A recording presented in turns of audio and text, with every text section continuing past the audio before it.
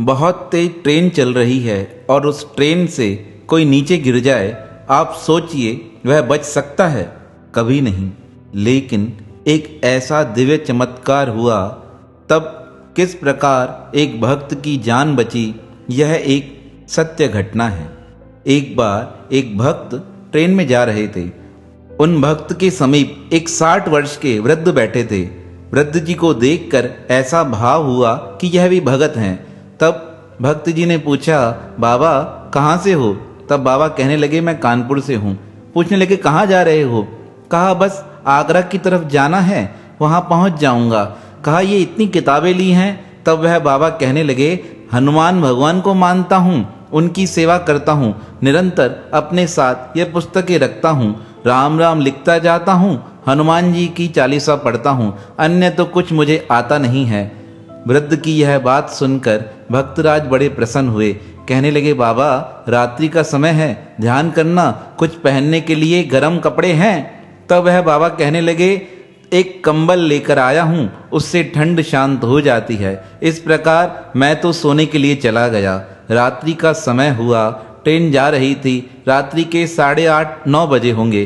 तभी वह वृद्ध बाबा अपनी सीट से उठने लगे। मैंने पूछा, बाबा कहाँ जा रहे हो? तब वह कहने लगे, लघु शंका के लिए जा रहा हूँ। ऐसा कहकर बाबा लघु शंका के लिए जाने लगे।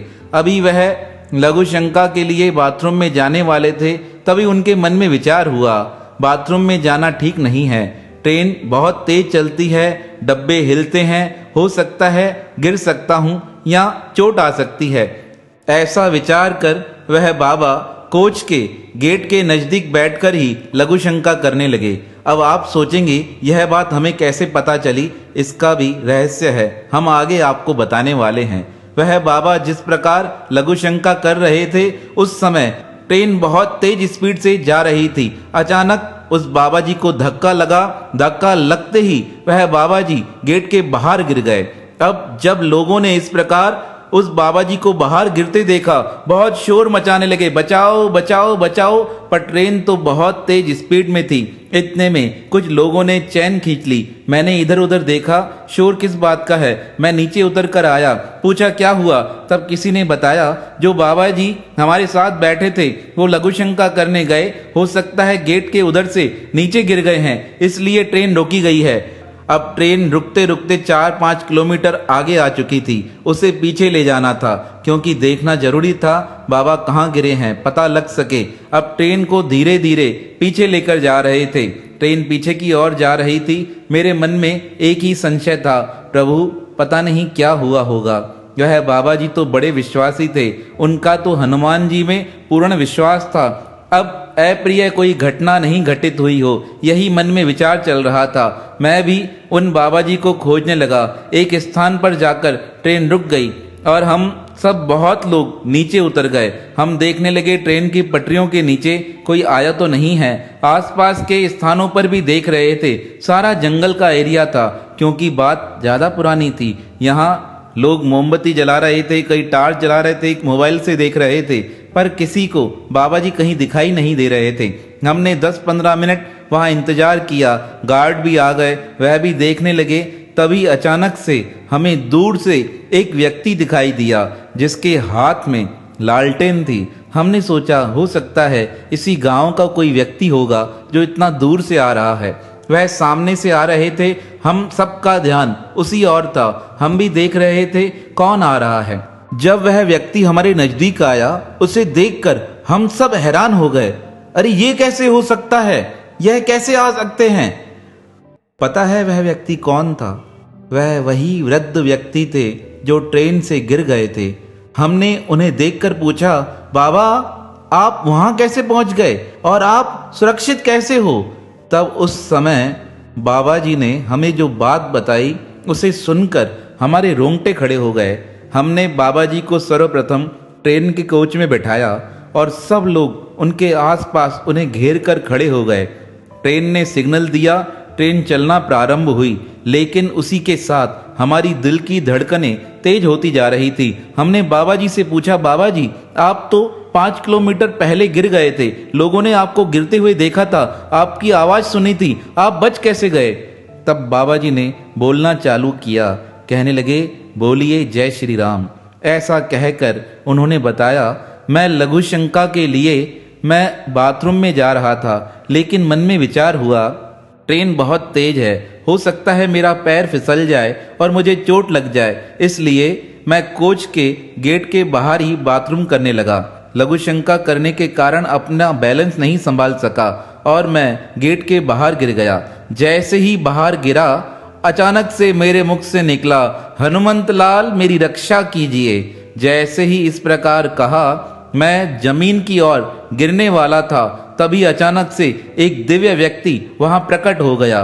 उसने मुझे अपने हाथों में पकड़ लिया और हाथों में पकड़कर उन्होंने मुझे एक स्थान पर बैठा दिया। कहने लगे, बाबा ठीक हो? मैंने कहा ठीक हूं, पर बहुत सर्दी लग रही है। तब उसने झट से एक स्थान पर अग्नि प्रज्वलित कर दी और अग्नि के पास मुझे लाकर कहने लगे, यहाँ बैठ जाओ, थोड़ी देर रुको, ठंडक मिल जाएगी। उस समय उसने जो मुझे बात कही वह सुनकर मैं भी हैरान हो गया।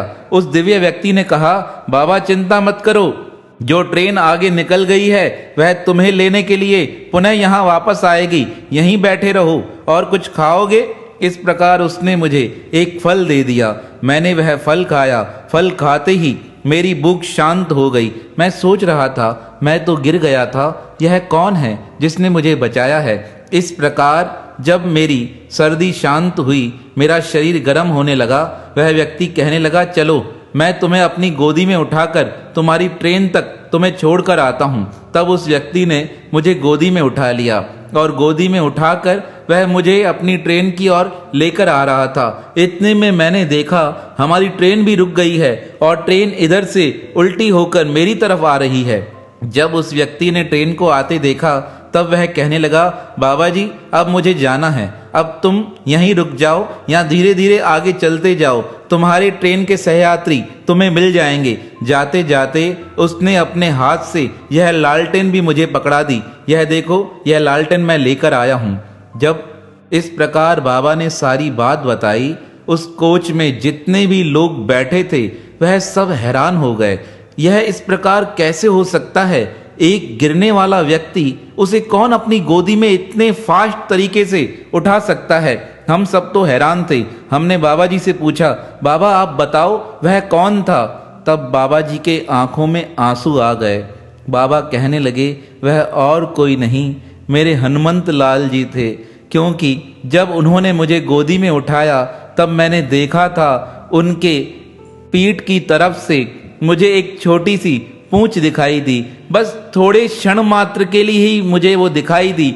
मैं कुछ बोल पाता, इतने में उन्होंने मुझे गोदी से उतार कर कहा, बाबा तुम्हारी ट्रेन आ रही है। आज मुझे साक्षात अपने हनुमान भगवान के दर्शन प्राप्त हुए, उनका आलिंगन प्राप्त हुआ, लेकिन मैं कितना अभागा हूँ, उनके नजदीक होने पर भी मैं उन्हें पहचान न सका। बाबा जब इस प्रकार बातें सुना रहे थे, सबके रोंगटे खड़े हो गए और मेरे आंखों से तो आंसू आने लगे।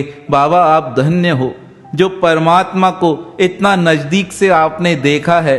हम तो सिर्फ परमात्मा के बारे में सुन पाते थे, लेकिन आपकी रक्षा के लिए तो परमात्मा स्वयं प्रकट हो गए। उनकी बातें सुनकर बहुत सी स्त्रियां वहां रो रही थी।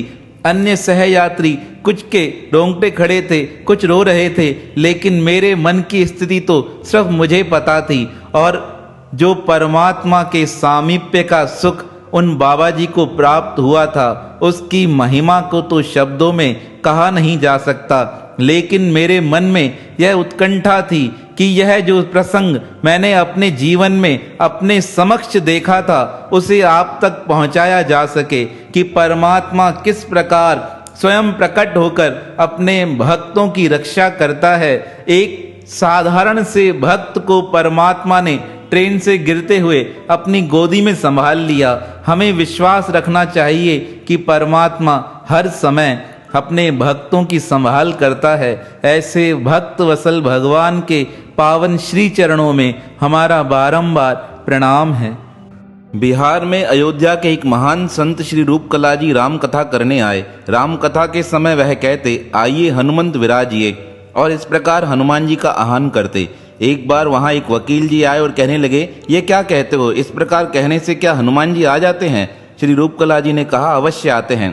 तब वकील ने कहा, मैं प्रमाण चाहता हूँ। रूपकला जी ने कहा, कल प्रातःकाल कथा के समय आना, देख लेना। दूसरे दिन प्रातःकाल कथा प्रारंभ हुई। हनुमान जी को आह्वान देकर कहा श्री रूपकला जी ने, आइए हनुमंत विराजिए। वह कुर्सी खाली थी और थोड़ी देर बाद जब कथा समाप्त हुई, श्री रूपकला जी ने कहा, वकील साहब आइए कुर्सी को उठाइए। वकील साहब ने कुर्सी को उठाने का प्रयास किया, लेकिन वह खाली कुर्सी उठी नहीं। तब थोड़ी देर बाद श्री रूपकला जी ने कहा, कथा समाप्त होत है, चले वीर हनुमान। इस प्रकार जैसे ही कहा गया और अचानक से वकील साहब से कुर्सी उठ गई। कुर्सी उठते ही वकील साहब को विश्वास हो गया, श्री राम कथा में भगवान हनुमंत स्वयं आकर कथा सुनते हैं।